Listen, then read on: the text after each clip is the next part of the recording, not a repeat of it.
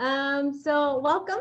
Thank you all so much for being here to our Viva Talks virtual conference, Stepping into a Positive Life. Um, we're going to be talking about self-compassion, a road to self-love. My name is Alejandra Gaitan. I'm the Capacity Development Specialist in the Capacity Development team at Project Vida. What I do is that I provide trauma-informed approaches and initiatives, ideas, brainstorming sessions to school leadership from all 9 school districts. And here with us as well is Dana, my colleague, and I'll let her introduce herself. Good afternoon, everyone. My name is Dana Malcor. I'm one of the OFs or outreach facilitators for BU here at Project Vida. And she will be providing a bit more help in terms of tech support. So she'll be managing the waiting room, sharing any of the screens if we need to, and so on and so forth. So as always, we have our housekeeping items. This session will be recorded. Please go ahead and mute yourself to reduce background noise. Feel free to use the chat box or unmute whenever there are discussions available to you all. Something that we end up doing here at Project Vida is if you need to take some time away from your screen, please use the acronym of Be Right Back, so BRB. Turn off your camera so that we know not to call on you or that you may be busy and it might not be the best time for you to be called on. We want this to be a safe zone for each and every one of you. What that means is that we want you all to take care of yourself, be present and engaged, embrace discomfort and uncertainty. And when I say that, I mean that there might be some new perspectives that you have not thought about. You might be aware of certain words, but it might be in a different lens. And so I ask you to be kind to yourself, assume noble intent from yourself and others in the room so that you're able to step up. And what that means is that you're able to open yourself to the possibility of learning something new, step back, which means reflect, and think about what kind of information you're intaking and how that affects the way you view things, and amplify others. So make sure that you also provide that safe space so that another person can also have that same experience like yours. The Vegas rules means what is said here stays here. And that, again, is about creating that safe space that we want for everyone. So our objectives for today is to understand the meaning and impact of adverse experiences, identify the impact of trauma and unhealthy coping mindsets and mechanisms, learn the meaning of self-compassion, recognize the impact of culture and self-compassion, and identifying practices that adopt self-compassion strategies. So as an icebreaker, I'd like for us to focus on the importance of being kind to ourselves. So if you all can either grab a pen or a pencil with a sheet of paper or on your computer or on your cell phone, and I'm gonna ask you all to write 3 things that you like about yourself. Just 3 things, doesn't have to be long, 3 statements. When you're done, I think, let's see, I would appreciate it if you just give me a few thumbs up with your reactions so that I know that the majority of us are done.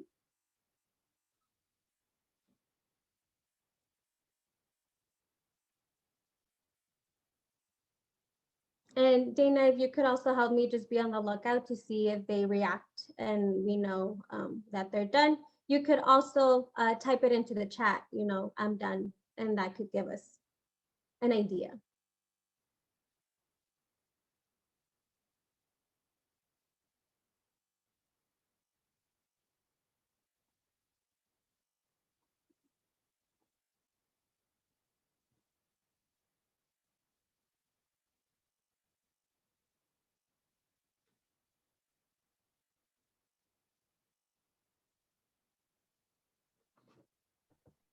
So Ale, some people are saying that they're almost done, or actually they're done.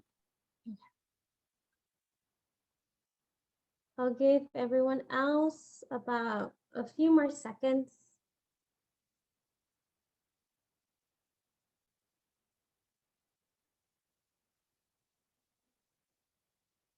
Okay. All right, so now I want you to pick any of the statements that you wrote and read it to yourself.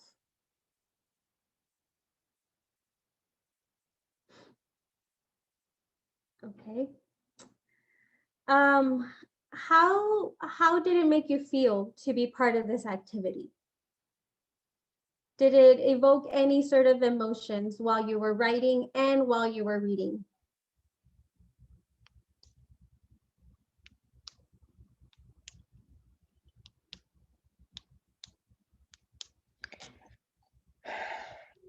In my case, was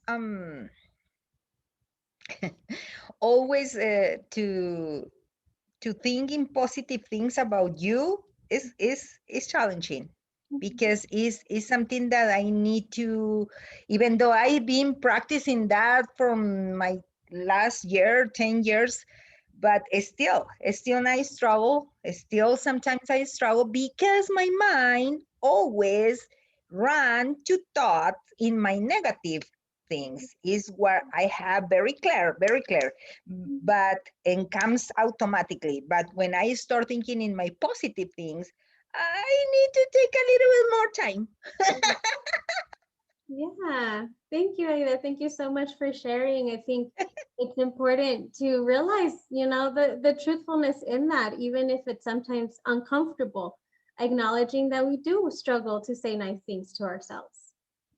Anyone else? Do you think this activity was easy, and do you do it often?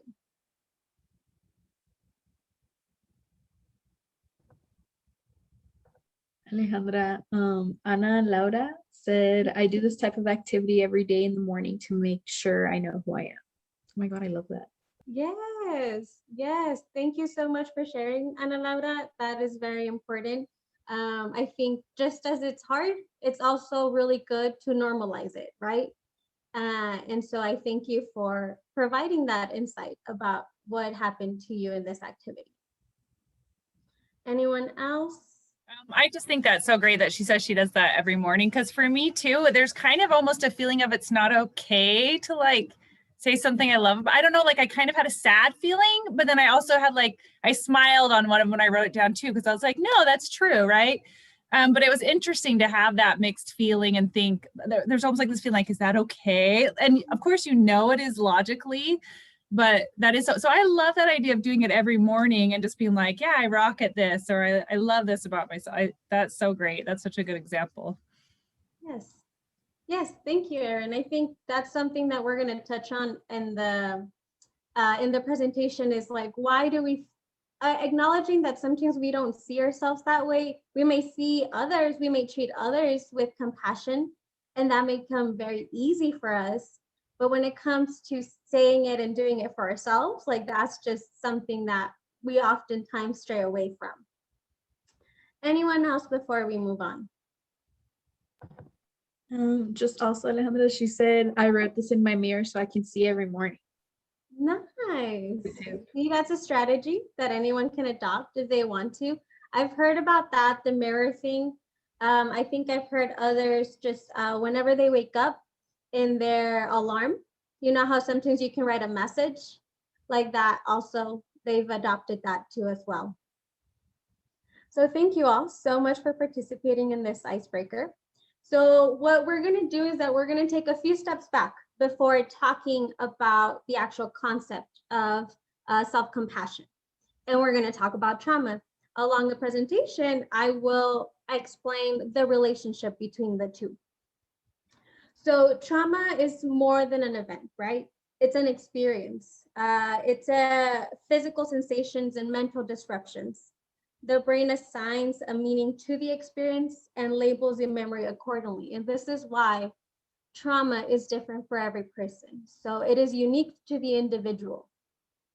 Trauma has an effect because it has adverse effects on the mind and the body, which are biological reactions that may occur immediately after the event, or it may be delayed, and it can range from a short-term impact or a long-term impact. Something that I'd like to highlight is that the individual who is experiencing trauma may not actually recognize that the reaction that they're having is connected to that trauma event that they might have had as a child. And that's why it is important to learn about trauma. The Substance Abuse and Mental Health Service Administration, SAMHSA, conceptualized trauma into 3 E's: events, experience, and effects. So events talks about the circumstances which include extreme threats of physical or psychological harm that impact the development of a person. And what I mean by that is that it affects not only the individual itself when the event happens, but it affects the brain, it affects the nervous system, it affects the body, it affects the reactions that they have from that point moving forward. The event can be a single occurrence or it can be repeated over time. Experiences of these occurrences can help us understand if this event is traumatic for the individual. The significance of the event, the label placed by the individual, and the coping resources available are factors that will contribute to see how much of this affects the individual, if this is a traumatic event or not.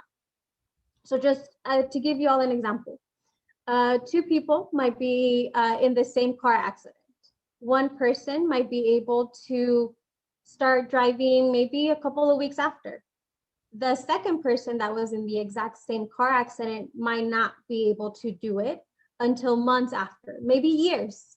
And that's because maybe they didn't have enough coping mechanisms. They didn't have the support. They didn't have that supportive relationship that helped them through that event.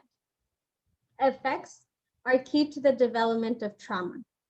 As mentioned, effects may be short or long lasting. So the effects may be so embedded in the individual that the person is unaware that their behavior is connected to a trauma response.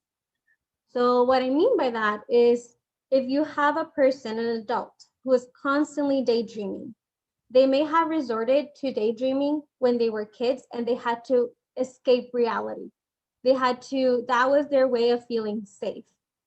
But as an adult, they may not be able to make that connection. They may not know that the reason why they daydream so much is because when they were kids, that was the only way that made them feel safe. And that's why awareness, reflection, and understanding on trauma can bring light and help bring meaning to the experiences. It can also help that individual make more sense of who they are. Any questions here? No? Okay. So what are adverse childhood experiences and why are they important? Adverse experiences are events that occur before the age of 18. They are experiences to lead to an excess of toxic stress. Toxic stress is the body's reaction to continuously and high intensity negative experience. And toxic stress ends up altering the brain chemistry and biology. The most common adverse childhood experiences are the ones included in the list that range from physical abuse, physical neglect, emotional neglect, witnessing domestic violence, divorce or separation of parents, and so on and so forth. ACEs and toxic stress have been linked to heart disease, stroke, asthma, cancer, addiction, and anxiety. I think it's important to highlight that, although adverse childhood experiences and the list included in there are definitely are events that can definitely lead to toxic stress.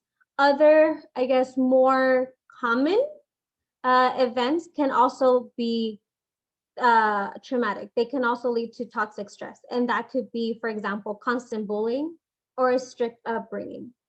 Those things may be experiences that you think, like it's not traumatic. As mentioned, trauma looks different for every individual. And if maybe being bullied at home and at school is constant, that person doesn't have any support, well, it's going to lead to toxic stress and it's going to lead to a traumatic event and they're going to definitely need more help. So that's just to say that this list is not the only list that can create trauma in a person. I think it's important to talk about ACEs because more than 60% of the population have experienced at least one ACE. That means that it is more common than we think, right? Which leads me to talking about the responses that traumatic experiences can have. Before I move on, do you all have any questions? We good? Yeah, okay. So, as mentioned, the trauma can have certain bodily reactions, right? And these are the trauma responses that are generally known: fight, flight, freeze, or fawn. The physiological responses to anything that can be perceived as a threat to our survival is complex and happens quickly. So what that means is that once we are in a state of alteration, our body is experiencing so many things. They feel like they are in danger. We can control, oftentimes we end up not being able to control our bodily reactions if not giving the proper support and coping mechanisms. And that's why we have these types of responses. So for example, if a child has lived in a hostile environment, reacting automatically to signs of danger, such as a slammed door, raised voices, or a threatening tone or gesture, will help that child feel safe. So that child may end up either, fleeing the scene and just going to their room, and that's going to make them feel safe. This automatic response is less helpful during the school day, where environments can become loud or chaotic and cause the child to have an intense fight or flight response. In these moments, the thinking brain is offline and the survival brain takes over. The body does not always know whether it is reacting to an actual threat or a false alarm. And this can, oftentimes it happens with kids, but as an adult, like I mentioned, if we don't make that connection between the response that we get from a traumatic event and what we're doing as an adult, it's going to be really hard to be able to identify it and know what to do. So for example, if we are in a fight response, what we end up doing is have an explosive temper, outburst, be aggressive, want to control others, or bully. The flight response is about trying to have this compulsive, not trying to, but having this compulsive behavior, having feelings of panic and anxiety, over worrying, workaholic. And oftentimes being a workaholic is because they're fleeing what they are, the danger that they're experiencing. They may want to deflect that experience and focus on something else. The freeze response is about spacing out, feeling unreal, isolating self from the outside world, couch potato, and like disassociating. I think as an example of a freeze response, once when I was a kid, we were in the line crossing the bridge, and our car used to have problems with overheating. And one of the street vendors was passing by, and she ends up yelling at us, saying that the car that we were on was on fire. And everyone had different reactions, right? My reaction as a kid was to try to fall asleep. That was just my response, because I felt that if I fell asleep, then I would wake up and everything would be okay.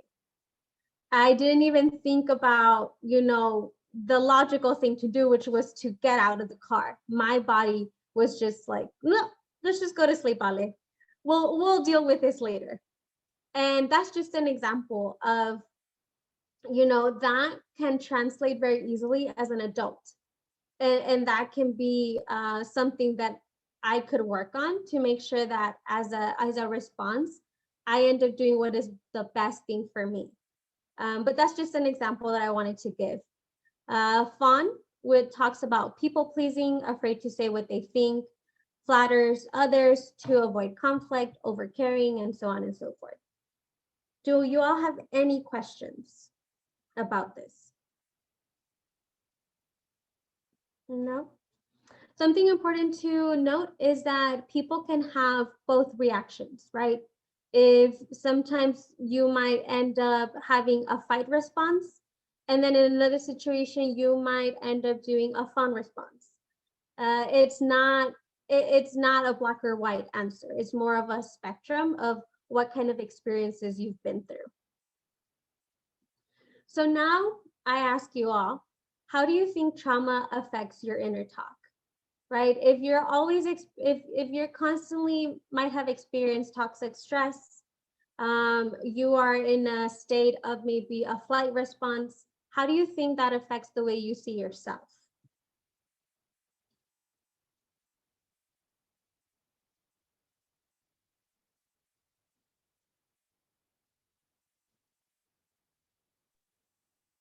It definitely distorts it. I'm just thinking, I think I do all four of those, and I found it very interesting that fawn is one of them. I've never heard that before.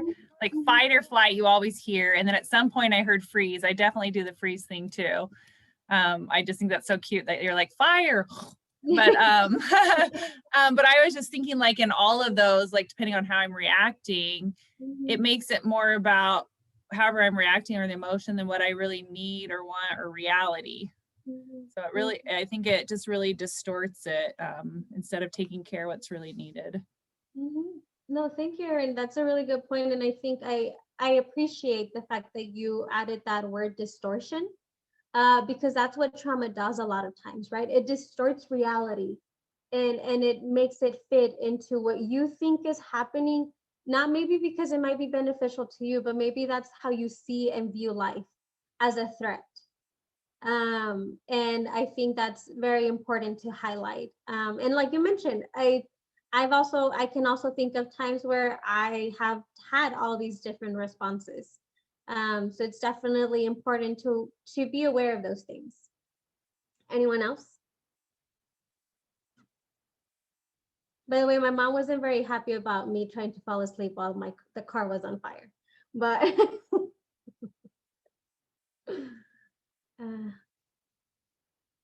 anyone else? I don't know if anyone has shared anything on the chat. I think it can also become very limiting because you tend to now see yourself through that lens of flight, freeze, or the things that you described. Like you begin to see yourself with that lens as opposed to the reality of who you really are. Yeah, it's kind of like you start identifying with your behaviors, even though you're supposed to separate the two and say, that behavior might have not been the best, but that isn't a reflection of me. And instead, you start internalizing those things, kind of creating a little box of how you view yourself, kind of like actually like a mirror, a distorted mirror of who you are. Anyone else?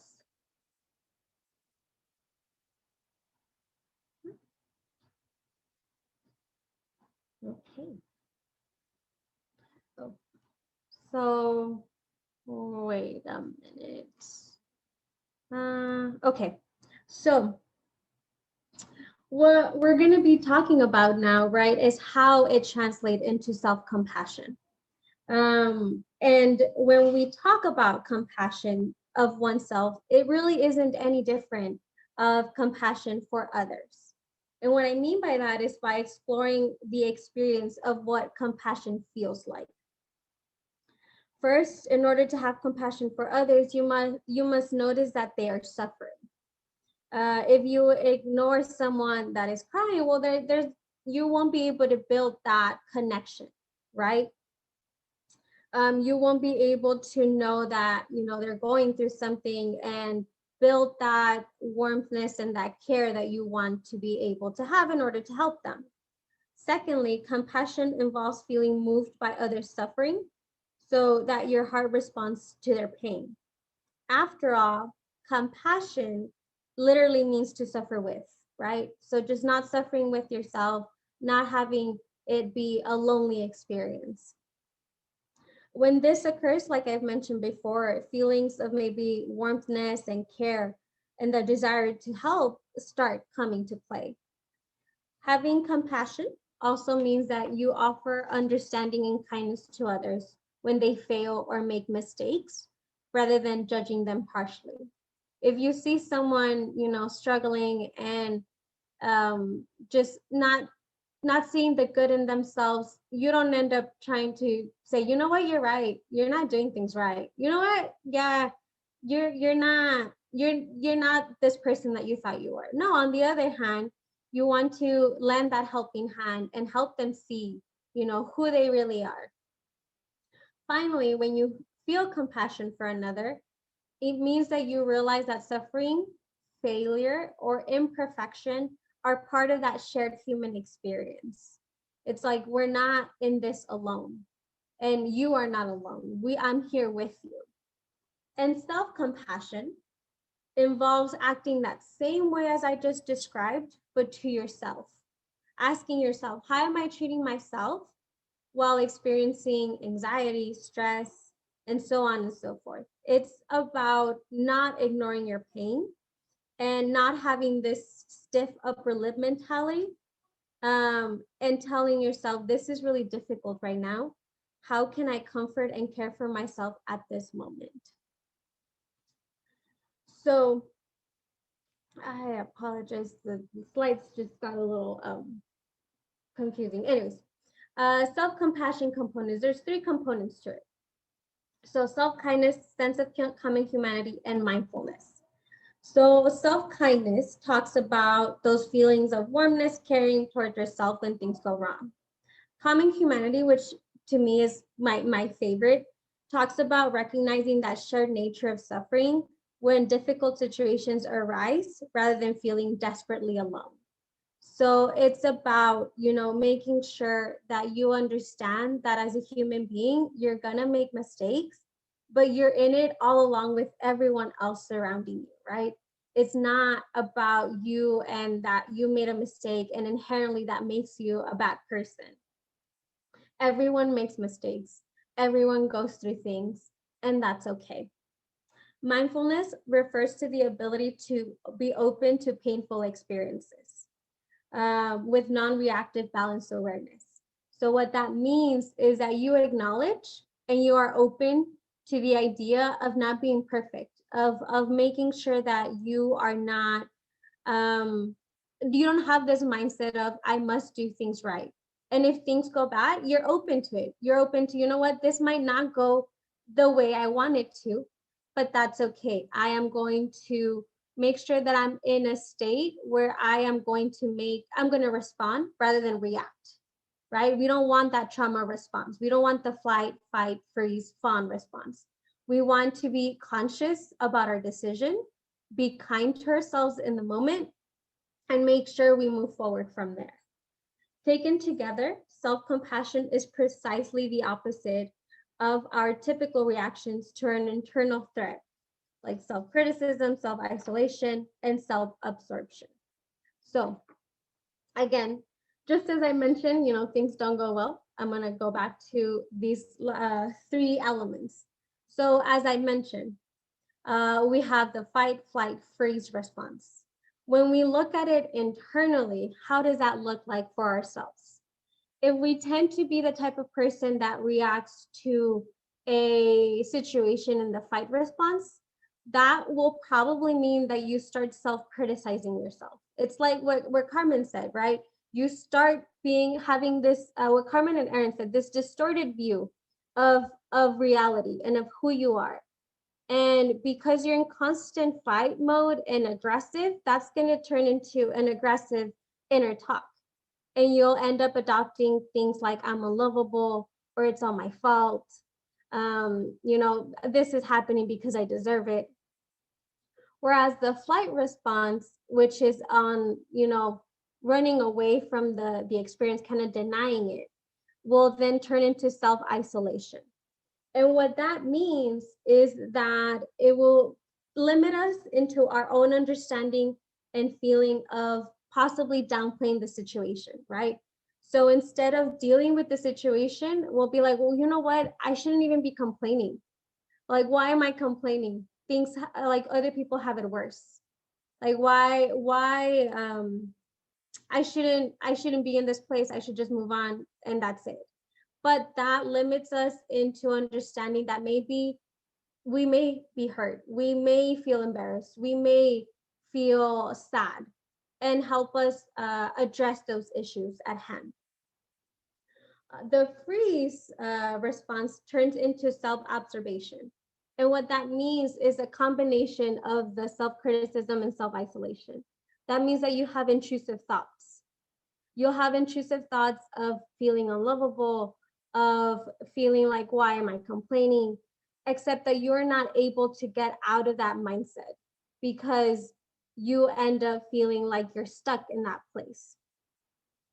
Does anyone have any questions about this?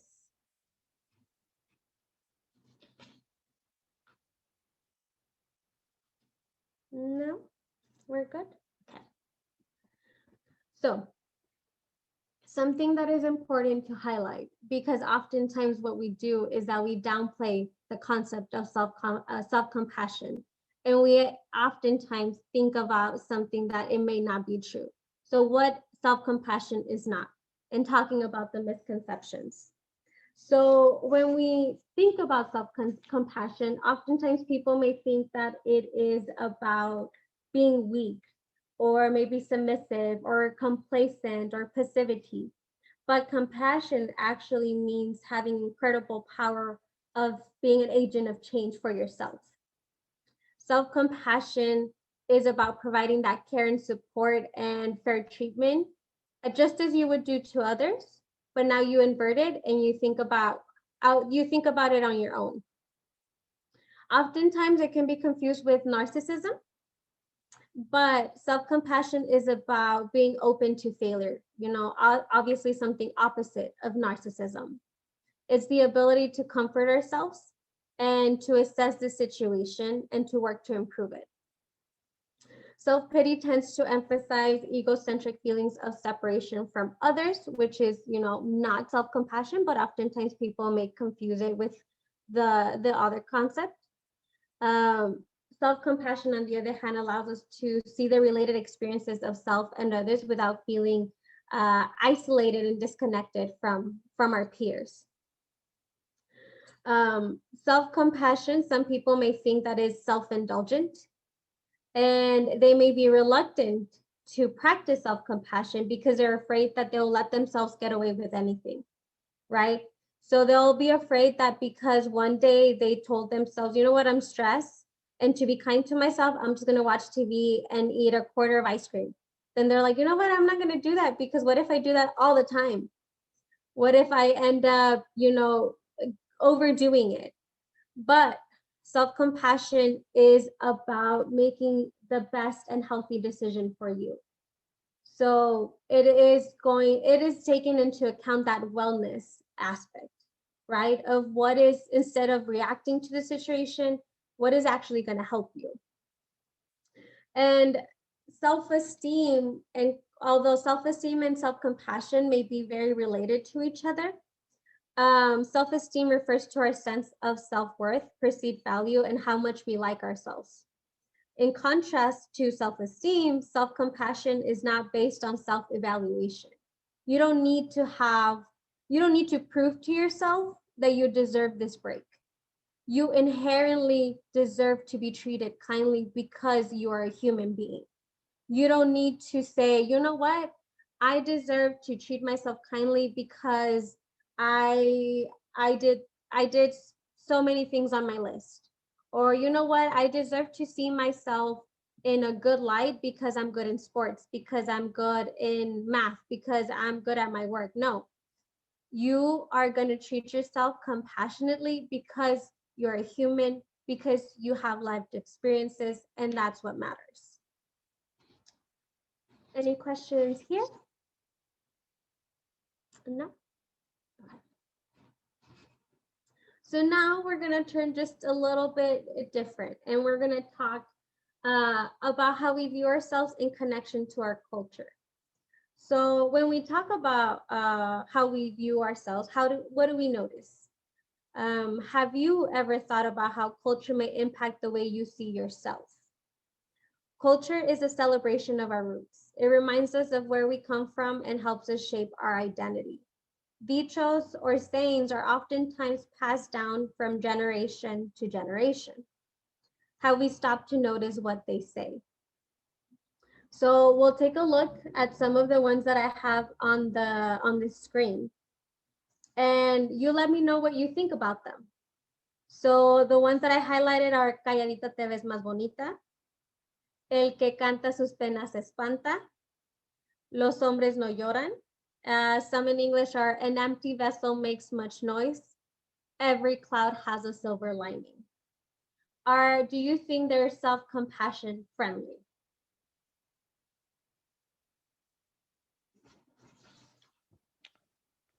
Why or why not? No. Anyone else? Had you all ever thought about these sayings or dichos and how it might affect the way we live? You know what's really interesting is the calladita te ves más bonita. Mhm.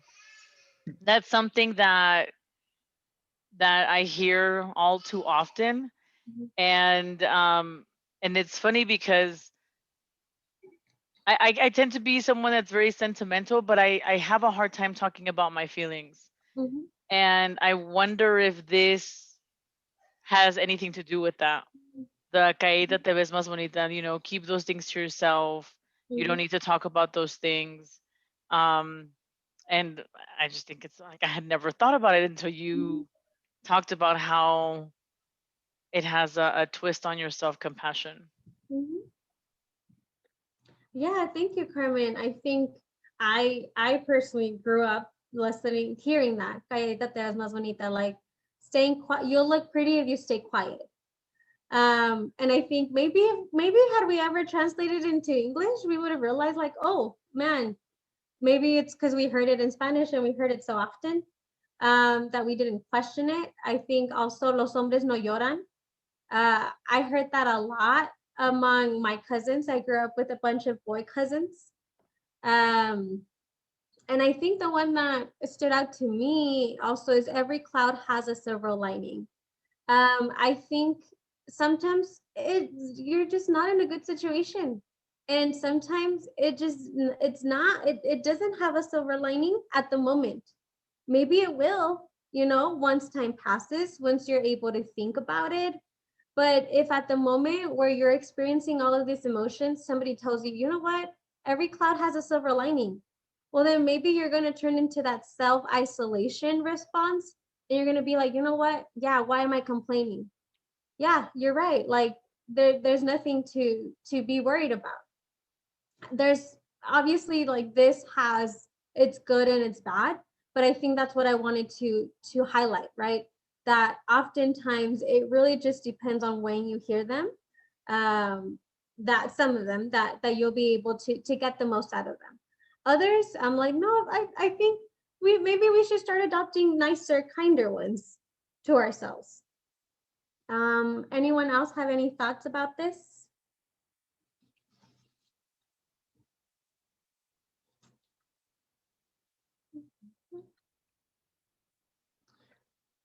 Okay, so now what I'll invite you to do is to brainstorm a dicho or a saying of your own, or one that you already adopt, that speaks to being kind to ourselves. And what we're gonna do is that we're gonna go to menti.com. Dana's gonna put the link. You can use your phone or you can use your computer. Go to menti.com. She will provide you with the code and then you type it. So I'll go ahead and stop sharing my screen so that Dana can share her screen.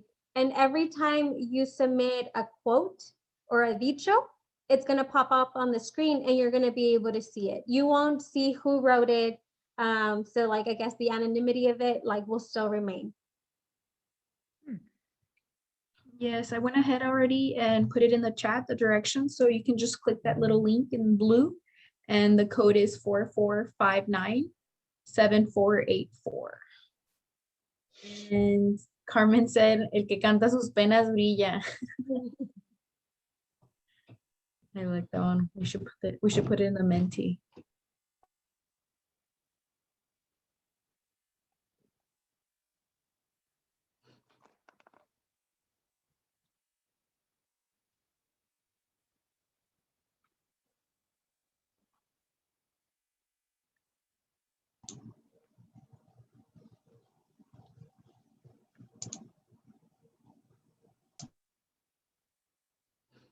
if you have some problems with Menti or anything like that, or if you've submitted and you don't see it pop up, just let us know. This is just something that we're trying to increase activity, pero si no, we can always just, go back to our presentation mode. Liz, did you have a question? Yes, can you repeat that code, please? Sí. Yes, the code is 4459 7484. 459. Thank you. And Alejandra, Ana Laura and Carmen are saying that they couldn't access it, and I shared, but it's not popping up. Can you refresh it and see if it pops up? Oh, there we go. Sorry, guys. Cool. Ana Laura, are you still having problems accessing it? Buscarle rueda al chicharrón.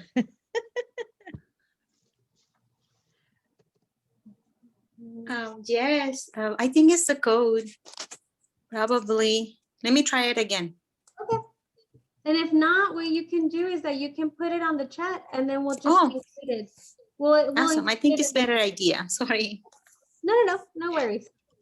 So we have El que canta sus penas brilla. I really like that. No hay que buscarle ruido al chicharrón. I had never heard that one. ¿Eso qué significa? What does that one mean? Yeah, what does that mean?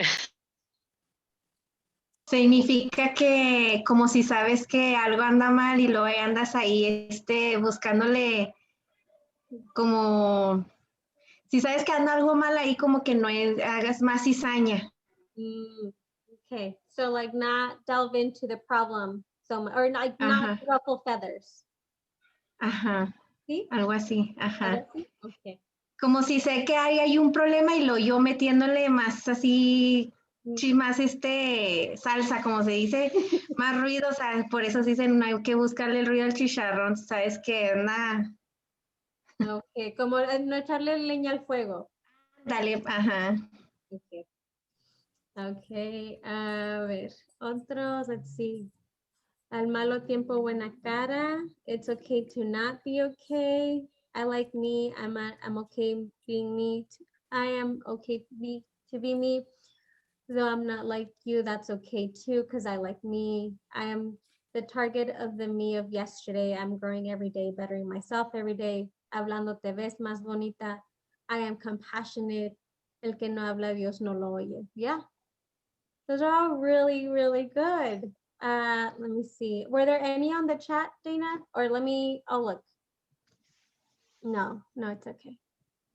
We didn't have any. So what do you think about all these?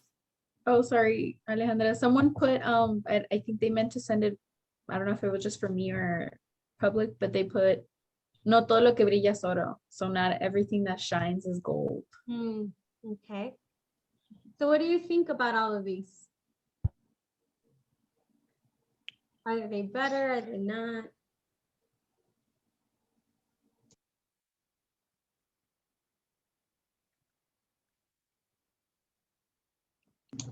Yo creo que hay que comunicarnos de una manera más eficaz, ¿no? Para romper todo con todo esto.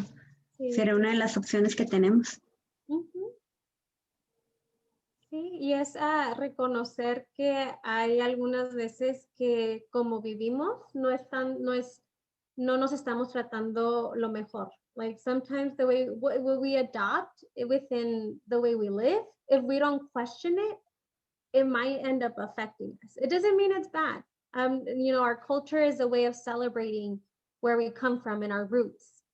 But it's okay to question. It's okay to question. It's okay to be curious. And it's even more important when it comes to our well-being. If it's affecting us and if it's going to damage us in some way, then let's see how we can make it better. It can still be part of our culture. Hablando te ves más bonita can still be a dicho that we adopt, right? But it'll be, obviously it'll take some time, but if it works for you, then that's okay. Okay, Dana, go ahead. We can go ahead and stop sharing and then we can continue with our presentation. Let me share my screen. So now what I'll ask you to do is, again, get a sheet of paper or write it down on your laptop or your phone, whatever works for you. Think about times when a close friend feels really bad about themselves and is struggling in some way. It could be a friend, it could be a loved one, it could be even a stranger, whoever you want to think of. How would you respond to your friend in this situation, especially when you're at your best? So when you're feeling the greatest, how would you respond to them?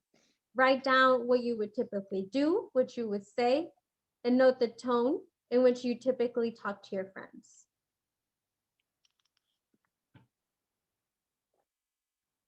And again, once you're done, I will have to start limiting the time just because we're running out of time for a little bit, but I'll give you about 2 minutes to write. So again, write it to even the tone in which you would talk to this person.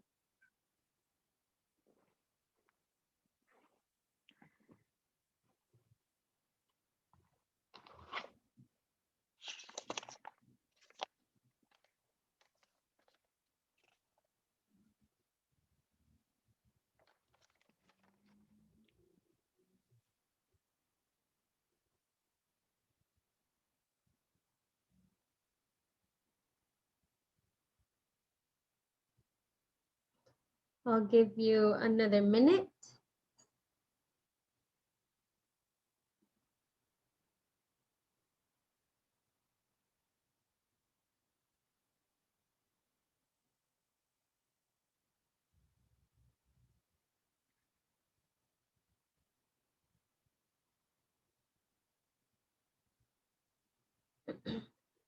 And if you're done, what I'll ask you all to do now is to think about a time when you feel bad about yourself and you're struggling. And answer the same question. How do you typically respond to yourself in this situation? Write down what you would typically do, what you would say to yourself, and note the tone in which you would tell yourself all these things.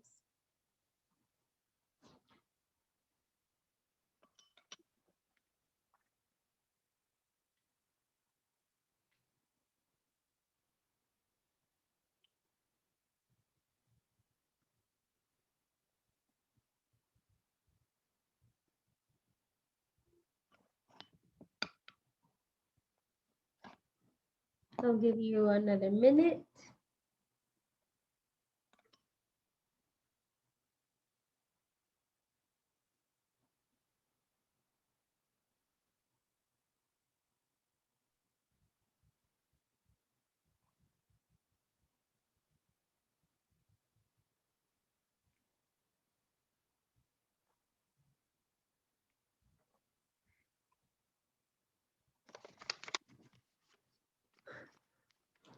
So what was there a difference between the way you would talk to your friend and the way you would talk to yourself?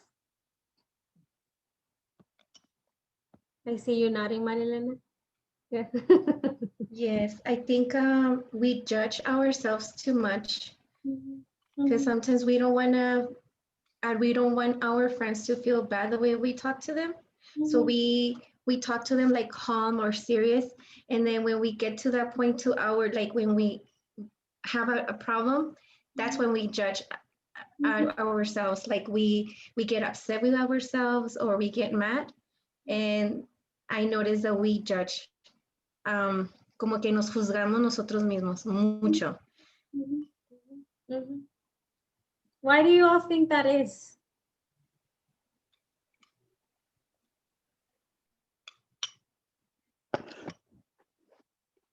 If we look at maybe, maybe some traumatic experiences and we look at our trauma responses, we look at the way we grew up and maybe with some of those dichos and sayings, why do you think we have such a hard time being kind to ourselves?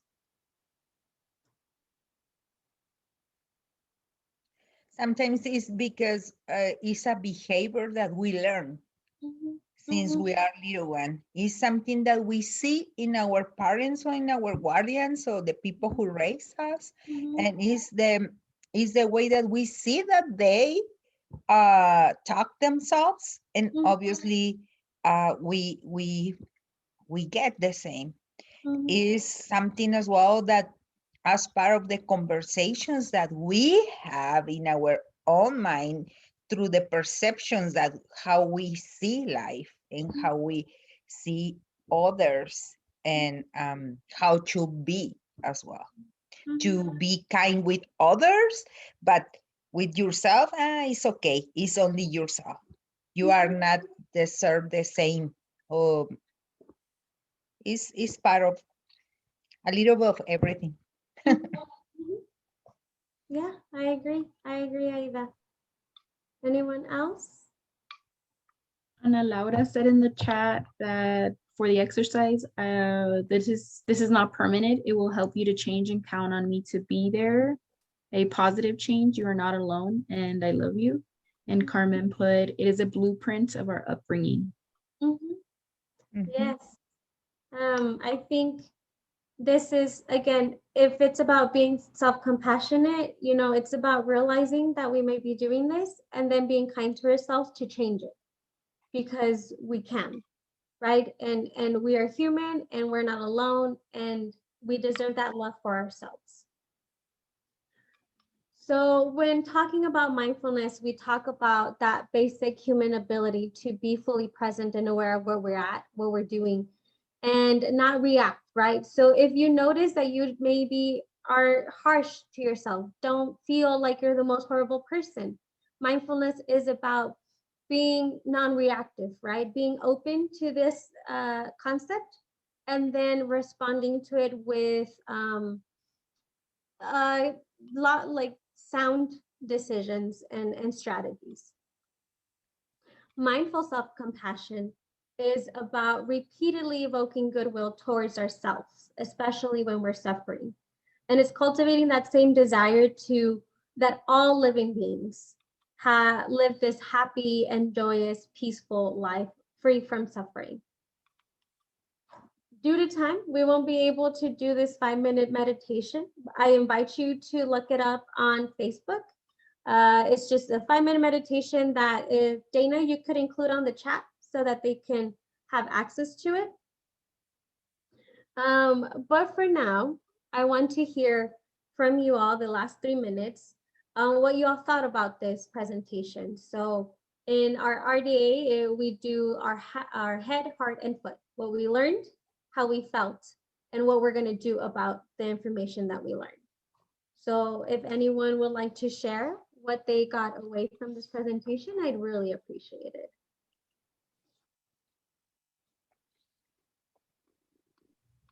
A main takeaway for me is just to remember to be self-compassionate. It's just really made me think about it.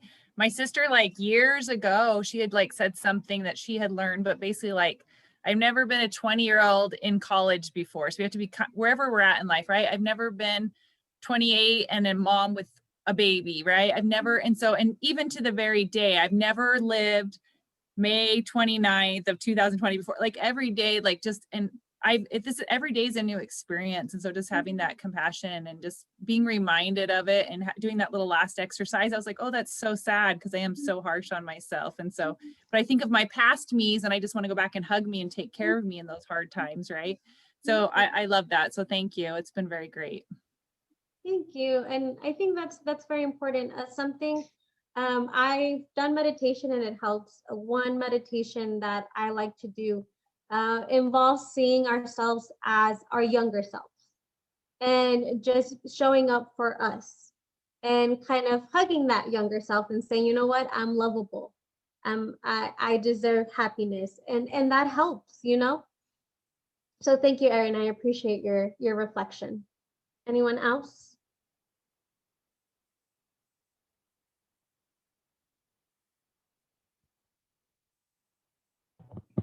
Ana Laura put on the chat, thank you for this. Reminds me that I am also important, that my feelings are important too, and that I need to take care of myself too. Thank you, Ana Laura. Anyone else? Last one.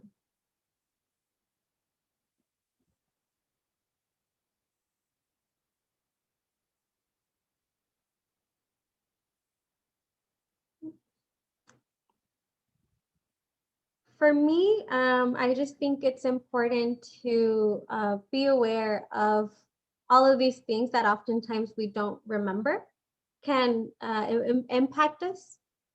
And be aware that not because it happened to us means that it has to define us, or not because we are not compassionate to ourselves means that that's just the way we're going to be for the rest of our lives. It's about being mindful, and it's about being open to acknowledging these things, even if sometimes they may not make us feel the best way possible. I think I saw Carmen put something. Beautiful workshop. Thank you for reminding me to be okay with who I am and who I need to be for my child. Well, that was beautiful, Carmen. Thank you for sharing. So now I'm going to ask those that are community members, if they can stay behind just for a little bit, just so that you all can be entered into a raffle. That's what we were, we need to get your names, all the rest of Project Vida. Thank you all so much for being here. I really appreciate it. Sorry, Aida. Sorry. Sorry, everyone else. That's what I was told, to just get the information from community members. If not, I will make sure to remember that. Marilena, Liz, Aida, Carmen, you all were here. But if y'all can just, the community members, if y'all can stay behind, so we can jot down your name, and then you will be entered into a raffle at the end of tomorrow in the closing. So make sure to attend the closing at 5 to listen to our closing keynote, which will be Miss Aida Ponce, and know if you won the raffles. All right. Well, thank you all so much. Thank you. Thank you. Thank you, ladies. Thank you. See you. Bye. Also, we're gonna have 5 raffles to give away. So if y'all can just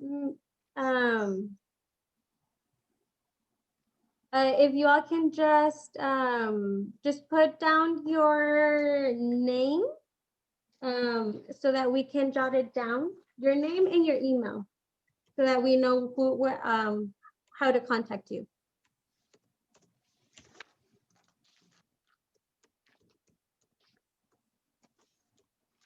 We're on the chat.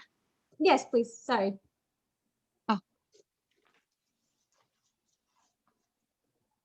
Yes, and if I'm not mistaken, for example, like we have, let me look up the raffle items that we have available to you all. Let me see. We have an air fryer, a $100 gift card, AirPods, a self-care kit, and a $50 gift card. So it's pretty good.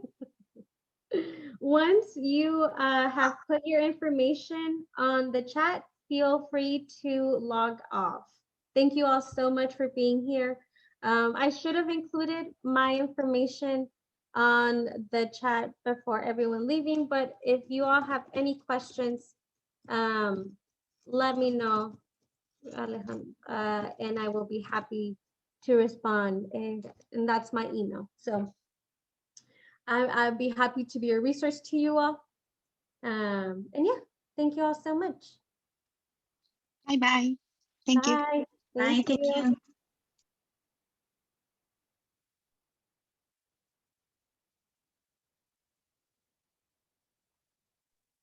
Thank you. Bye. Thank That was you. great. Thank you. Thank you.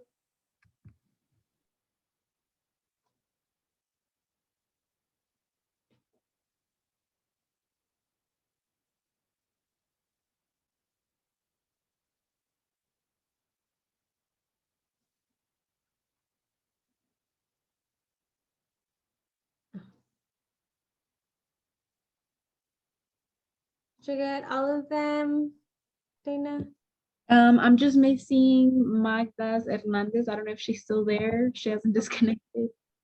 Magda, are you on? ¿Está presente?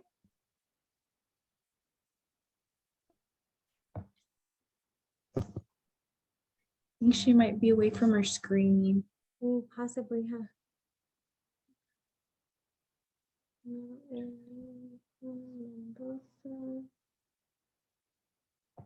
I wrote the other ones down just in case you missed one. Okay.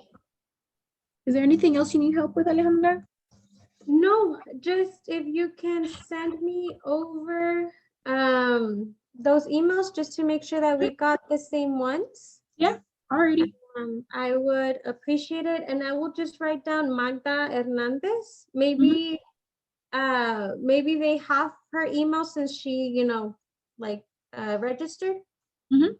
And that will be it. Thank you so much. Alrighty, bye. You did great. It was a really good presentation. I enjoyed this well. Thank you so much for your help. Of course. Bye-bye. Bye.